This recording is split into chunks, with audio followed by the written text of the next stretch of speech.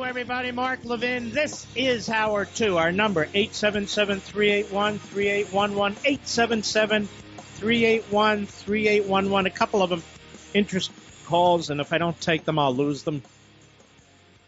Let's go to Gayle, Birmingham, Alabama, the great WAPI. Gayle, you're a lawyer for many police officers. Tell us the story you wanted to tell us.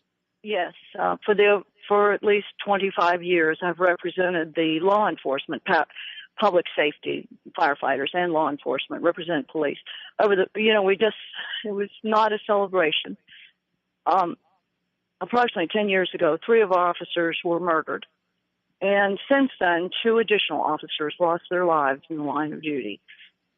We know historically there was 1 that was blown up, but there was a total of 5 that were killed with weapons, with guns.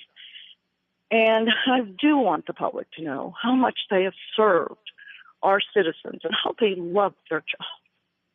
One of them was a Gardendale firefighter. There were 2 Birmingham.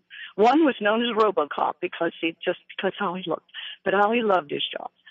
And I want people to know, when you said that number, over 99% of the incidents of arrest result in no harm, but I can tell you, if there is harm, it is generally to our police officers. But they love their jobs. They go to work. I'm the one that gets their call when I'm the first they call when there's an incident, when they use their duty weapon. And there's always remorse. They never want to use the duty weapon. They never want to mace. They never want a harm to our citizens. The public needs to know that. And so no matter what, Al Sharpton and his ilk says, our police, be it in Birmingham or be it in any other city, because I represent really police officers statewide, but particularly in Birmingham, we have so many incidents. I want the public to know how much they care to protect the citizens, the law-abiding citizens. So how many police officers have been murdered in the last 10 years in Birmingham? Well, in Birmingham alone, we've had 5. But prior to that, we had 1 blown up, in the incident with an officer he was off duty protecting.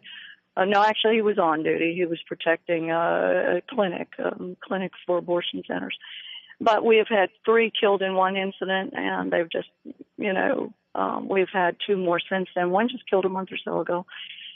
It's a very, very dangerous job. They love their work. Most of all, they're protecting the law-abiding citizen. And I just can't imagine what the world would be like if, in fact... I can. They can cross that blue line. If they don't respect the police, they'll respect none of us. We absolutely must come to defense of the police officer. Well, you know what? We come to the defense generally, and there are, it's like every other profession, including mine. There's some real a-holes out there. But the fact of the matter is, there really are not this wave of executions going on that these nut jobs are trying to upset people about. It's so outrageous. And I will tell you something, Gayle. You're an attorney for many of these police officers. I am so thoroughly offended by this attorney general and his gaggle of radicals that he has placed into this so-called civil rights division, and then he unleashes them. A federal judge in New Orleans, the conduct of this same unit under this same attorney general was so outrageous against police officers in New Orleans, he issued this extraordinary order and a mistrial. So I'm very concerned about what this attorney general and this unit will do. I really don't think the public knows that there is a systematic effort to invite attorneys, the plaintiff's attorneys. Of course, I do defense work for the most part, representing teachers, fire, and police, and other people, too, in government. But I don't think the public in America realizes that there is a systematic effort to invite plaintiff attorneys to solicit cases against police officers, because we have so many bogus cases that are filed against our officers. These officers have to make split-second decisions. And that's not to say that in retrospect they could have done it differently, better.